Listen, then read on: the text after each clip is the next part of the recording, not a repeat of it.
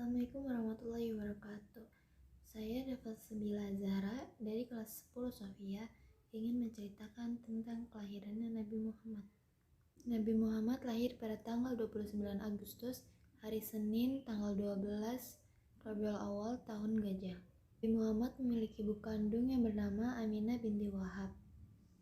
Nabi dilahirkan di kota Makkah di dekat Masjidil Haram yang dibangun oleh Ibrahim dan anaknya yang bernama Ismail, dengan tujuan agar umat Islam dapat beribadah di sana dan tidak mempersekutukan Allah.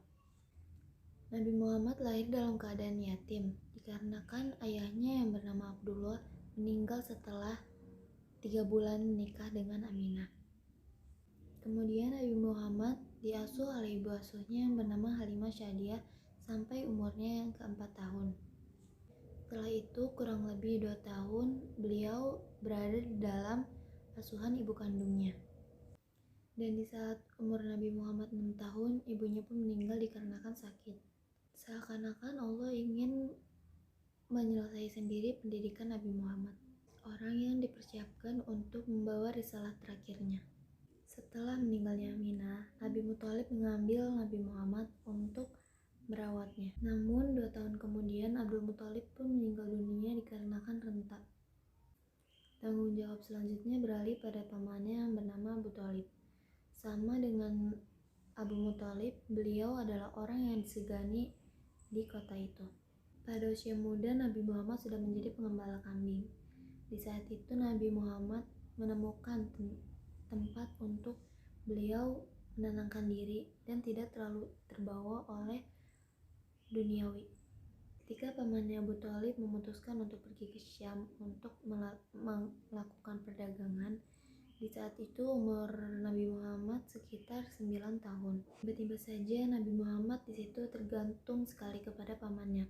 Akhirnya pamannya pun memutuskan untuk membawa Nabi Muhammad ke Syam. Sesampainya mereka di Syam, di sana mereka tahu bahwa ada satu pendeta yang dikenal di kota situ. Akhirnya mereka pun mendekati pohon di dekat pendeta itu. Di saat waktunya makan siang, pendeta itu pun memanggil semuanya untuk makan bersama. Tapi Nabi Muhammad tidak ikut dikarenakan Nabi Muhammad masih belum mempunyai umur yang cukup atau dibilang masih kecil. Pendeta Bukhairah itu pun berkata, "Apakah semuanya sudah hadir?" Dan ada satu anak yang tertinggal tidak mengikuti. Bukhairah berkata, "Jangan lakukan itu, karena tidak ada yang boleh telat atau tidak ada yang boleh mengikuti acara undangan itu yang diundang oleh pendeta." Akhirnya Nabi Muhammad pun hadir dalam acara itu. Di saat Nabi Muhammad hadir, ada pendeta yang sangat memperlihatkan dari bawah sampai atas ujung badan Nabi Muhammad. Pada akhirnya dia menemukan satu tanda ciri kenabian yang ada di pundak Nabi Muhammad. Setelah selesai, Bukhairah pun mendatangi Abu Thalib untuk banyak bertanya tentang Nabi Muhammad. Kemudian menyuruh mereka agar cepat pergi karena takut Nabi Muhammad bisa diserang oleh kaum Yahudi. Pendeta itu pun berkata bahwa Nabi Muhammad kelak akan menjadi orang penting dalam negerinya. Menjelang usianya yang ke-40, beliau sudah memisahkan diri dari pergaulan masyarakat. Pada tanggal 17 Ramadan, Malaikat Jibril datang di depan Nabi Muhammad menyampaikan wahyu yang pertama di Quran surat Al-Alaq ayat 1-5. Dengan turunnya wahyu yang pertama, Nabi sudah bisa diutus menjadi nabi. Tapi pada saat itu juga Nabi masih belum bisa untuk membagikan ilmu agama kepada penduduk. Setelah datang wahyu yang pertama, Malaikat Jibril sudah tidak muncul lagi. Dan di saat itu pula Nabi Muhammad menunggunya di Gua Hiro dalam keadaan menanti turun wahyu yang berperintah di Quran surat Al-Mudaththir ayat 1-7.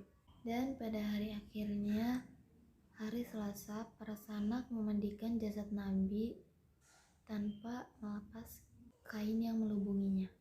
Cukup sekian cerita singkat kisah Nabi dari saya. Kurang lebihnya mohon maaf apabila banyak kekurangan. Wassalamualaikum warahmatullahi wabarakatuh.